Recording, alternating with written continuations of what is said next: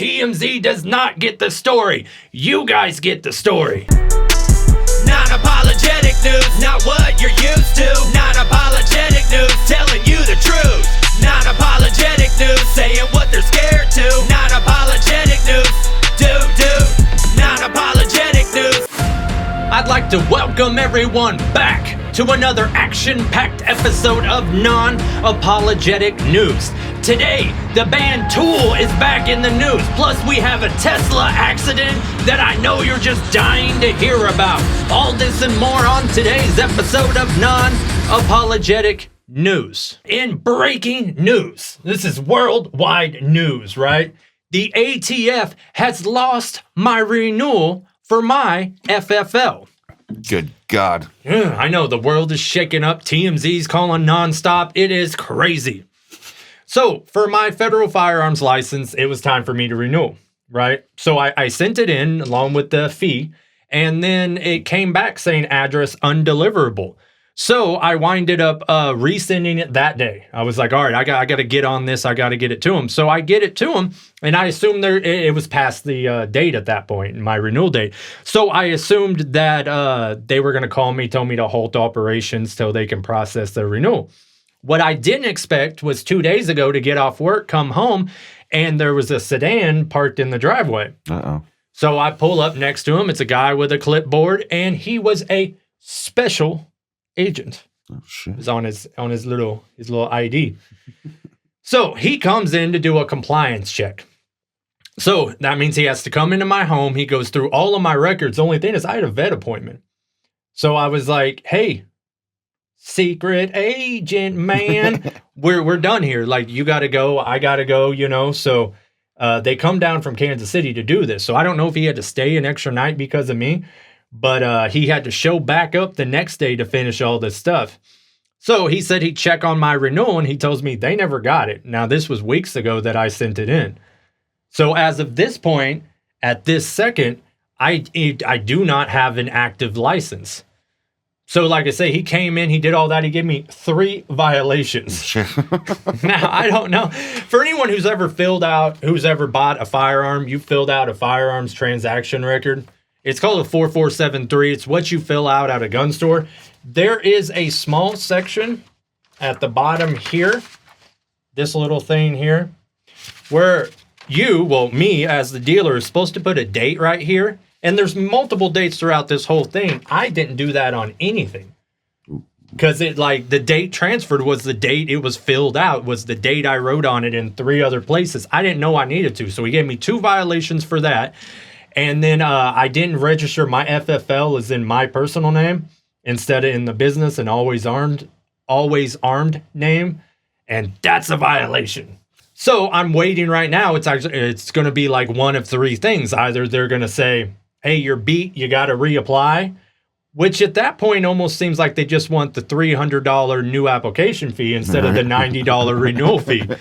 Or they're going to say, hey, we found it, you're good to go, we'll send you a new FFL, everything's all peachy. Third option is they just flat out deny me, and then the ATF is going to show backup because they're going to want the records. Like, I can't keep the firearm transaction records. Those are property of ATF. So it is a little disheartening having an ATF agent in my home. You know what I mean? Like, in my living room, in one of my rooms, which is doubles as my office and a storage room that I do firearm sales in. But yeah, it's pretty jarring when you pull up and he's like, ATF, and he flips Agent Johnson. He flips the little thing, you know, like... Which I do the same thing. I do that like when I walked into stores and shit. Like, special agent. But yeah, as of this moment, quit calling me, quit begging for firearms, because I can't sell anything. I am a civilian, and I do not like how it feels. So at this point, I guess I could say that my personal techniques are not working because I do not have an active firearms dealer license. But we will keep you updated on this. TMZ does not get the story. You guys get the story. What is next on the agenda today, pal? All right, a Utah woman sets shed on fire with husband and another woman inside. Well, that is ludicrous. Yeah. According to Fox 13, Claire Robinson of Provo, Utah, was standing near the ignition point of the fire, staring at the fire and the occupants of the shed, when her husband and an unidentified woman started to smell smoke. There was an open 5-gallon gas can near the shed that was about an eighth full. Robinson, 63, told police she tried to warn her husband and the woman when she saw flames in the shed, but the husband and the woman said she didn't warn him. I don't think she did either. Robinson is currently married to the man who is living in the shed, and that the male is now cohabiting with a different female that was inside the shed with the male at the time of the fire. So basically, they're still married. I imagine if he's living in the shed, they're probably trying to go through a divorce or something. She finds out he's banging another broad in there, and it's like, you know what? Burn him the fuck alive. She lives in the house. He lives in the shed. Yeah. And he was knocking himself off some in there. I can't imagine what would bring a person to this point to burn someone alive. But Well, there was she could just be like a big Eminem fan. You know, is it tie you to the bed and set this house on fire? You know, women can be killers too. You know, y'all can do everything we can. Yeah. Sometimes more. That thing you got. But yeah, so I wonder if like they were putting on a show and it was like this loud, robust banging and putting on a complete scene, and she's sitting there trying to have her coffee and she's like, this motherfucker. You know what I mean? had it. So she went, douses it with gasoline, lights it on fire, and then did the guy die? No. So he made it out, and what about his side piece? She made it out as well? Yeah, they both made it out. Robinson set it on fire. She disappeared from the scene, but she was later found blocks away with a butane torch and cigarettes in her possession. I couldn't die. I got caught tomorrow. So she didn't even try to hide it. She was just like, screw it. The sad part is I bet they also have children, and that's a whole nother thing. Yeah. Oh my gosh.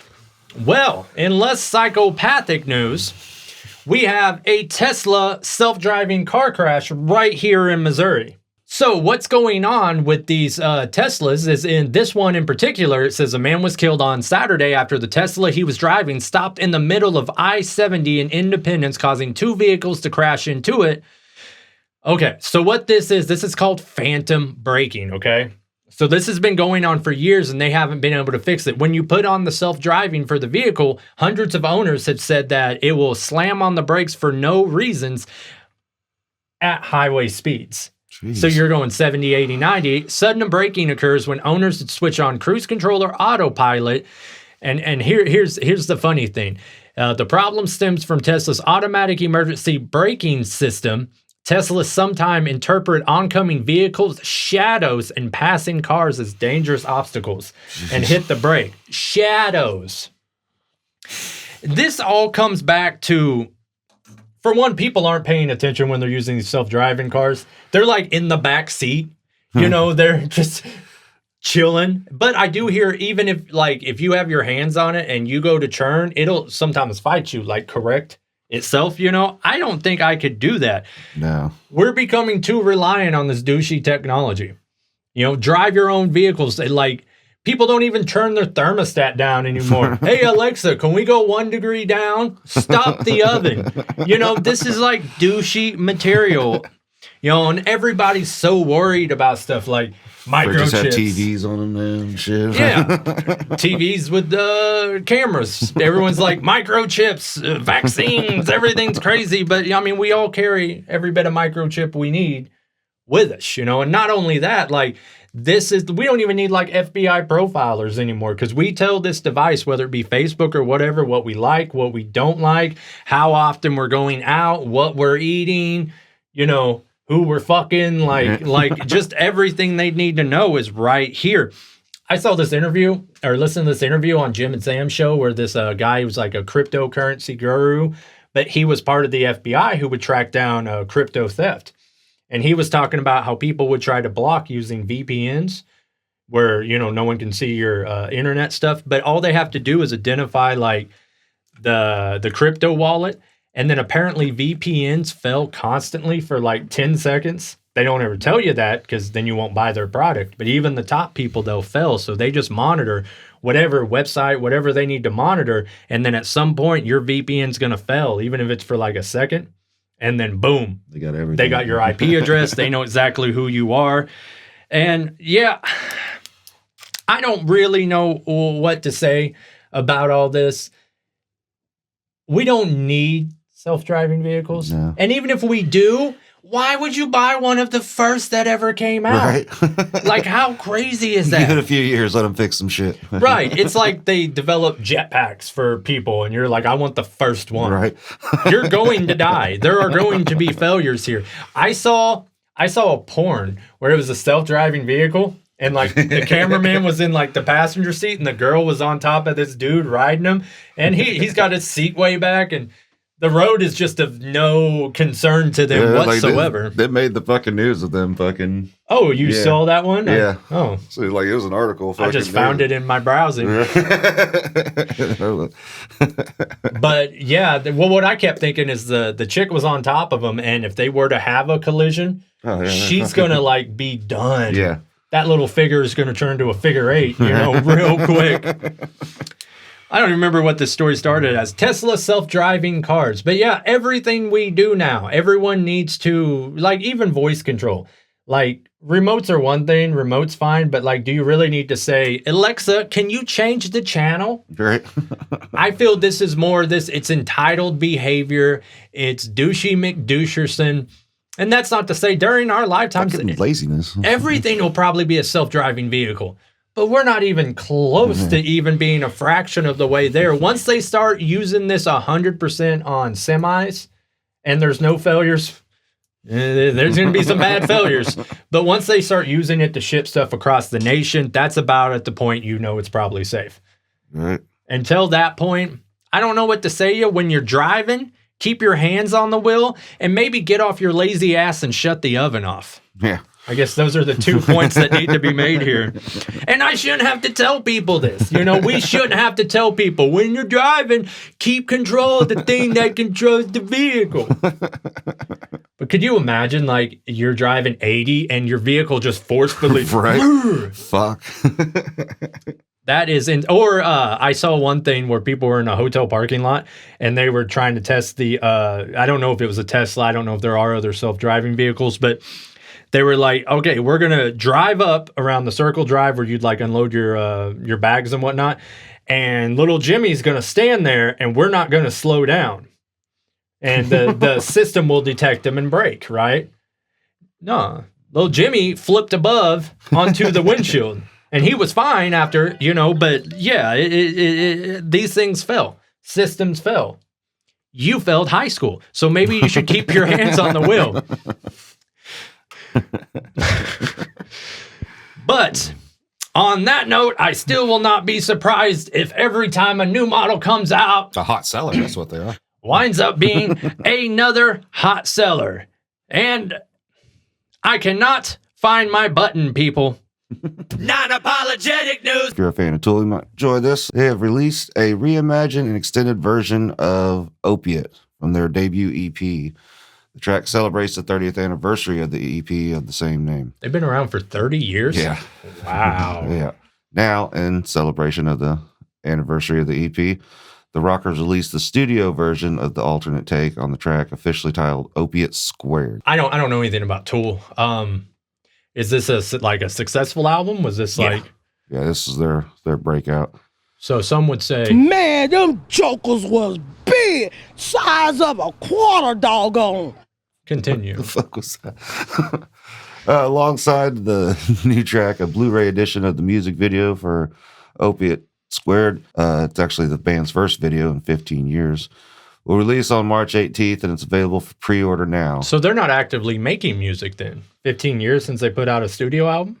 No, it's a music video. They're Either way, I mean, they put out albums without music videos right now? Yeah, and a lot of their music videos, they're not even in. It's like a still motion or claymation. Well, I mean, I get that, but it seems like if you haven't put out a music video in 15 years, like I put out music videos in, the past couple years, like that just kind of seems in like an insane way to do with it, or maybe a duel with the label or something. Yeah, their last album came out in 2019, and they Their first album in 13 years, I think it was.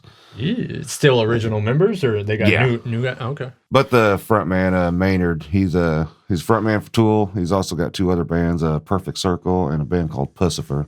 Pussifer. Yeah, Pussifer. Okay, well, just leave that one. But yeah.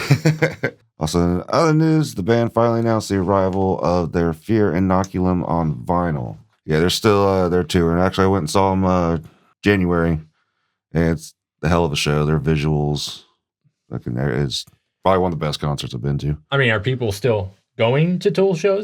Was there a lot of people there? there? It's packed arena. Oh, well, that's pretty good there. I see they're coming to both Kansas City, St. Louis. Yeah. Where the hell is this? Oh, these are different countries. Yeah, they're going to Europe, Denmark. I think. I don't know what NO is. Yeah, me neither. No, a place I will not be going to. Look, they're doing London, Amsterdam, Prague, Budapest. So they kicked off the tour in January. Oh, I didn't even look at the dates. It's an active running tour right now. Well, Wow, wow, wow, yippee-yo, yippee-yay. As I always say. All right, and there we go. Another action-packed episode. We will be back next week and every week until you make us famous. Then we'll no longer show up. We will take the money and run. We are Non-Apologetic News. You will find us on the Travisty Studio YouTube channels and nowhere else. Good night, everybody. Do not watch the news. Non-Apologetic News.